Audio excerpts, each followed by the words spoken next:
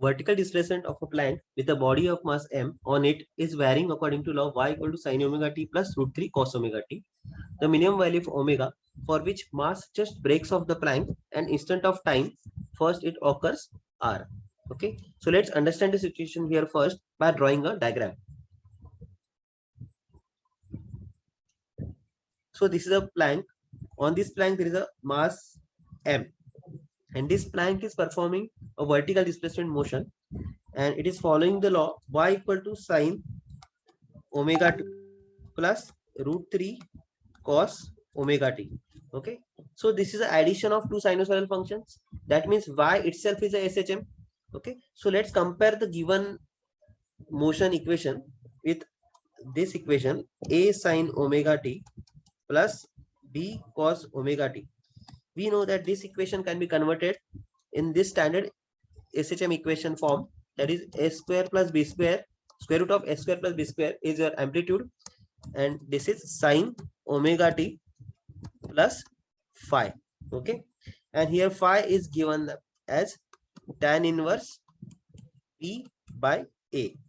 So by comparing it with the given equation, our amplitude will become square root of 1 plus square of root 3, that is 3 into sin omega t plus phi. Let's calculate the value of phi, that is tan inverse root 3 by 1. So this will become root tan inverse root 3 is 60 degrees, that is pi by 3. Okay, so this equation of y will become 1 plus 3 is 4, square root of 4 is 2. So amplitude is 2, and this equation will become 2 sin omega t plus pi by 3. Okay, now the minimum value of omega for which mass just breaks off the plank, this we have to calculate, right? So let's visualize the situation here. Let's say this is the mean position, and we are starting at a pi by 3 position. Okay, at t equal to 0, position of the plank is pi by 3. So let's say we are starting at this position. This angle is pi by 3. Okay, so at t equal to 0, your plank is here, your object is here. Okay, now in some time t, it has reached a new position. Okay, where displacement is x with respect to mean position. Okay, so at this position, let's draw the FBD of this object. So weight will be acting in downward direction, mg. Okay, and normal direction will be acting on in upward direction. That normal direction will be applied by the plank. Okay, now let's say we are observing this motion by standing on this plank. Okay, now this plank is performing the SHM motion. That means you are observing the motion in accelerated frame of reference, right? Whenever you are observing any motion from the accelerated frame of reference, in that case you have to apply the pseudo force. Okay, so let's see at this position what is the acceleration of the frame of reference. So in SHM, the acceleration is towards the mean position, and its magnitude is equal to omega square x. Okay, so this is the acceleration acting towards the mean position. That means pseudo force will be acting in opposite direction, so that will be acting in upward direction. M into acceleration, that is m into omega square x.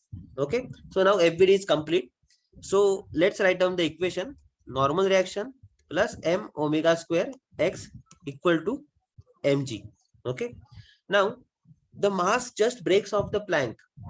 This statement means your normal reaction is becoming 0. Just breaks off the plank means there is no contact between plank and the object. When there is a no contact, that means normal reaction will become 0. That means here omega square equal to g. This pseudo force is balancing the weight. Now for the minimum value of omega, x will be maximum, right? And the maximum value of displacement in SHM is amplitude. So this equation will become minimum omega square into amplitude equal to g. So from here we can calculate the minimum value of angular velocity, that is g by a, that is square root of g by 2. Okay, now we have to calculate the instant of time whenever this is occurring. So as we know that this condition will be satisfied at the extreme position, right? At extreme position, that means your displacement is equal to A. That means here your phase angle argument is pi by 2.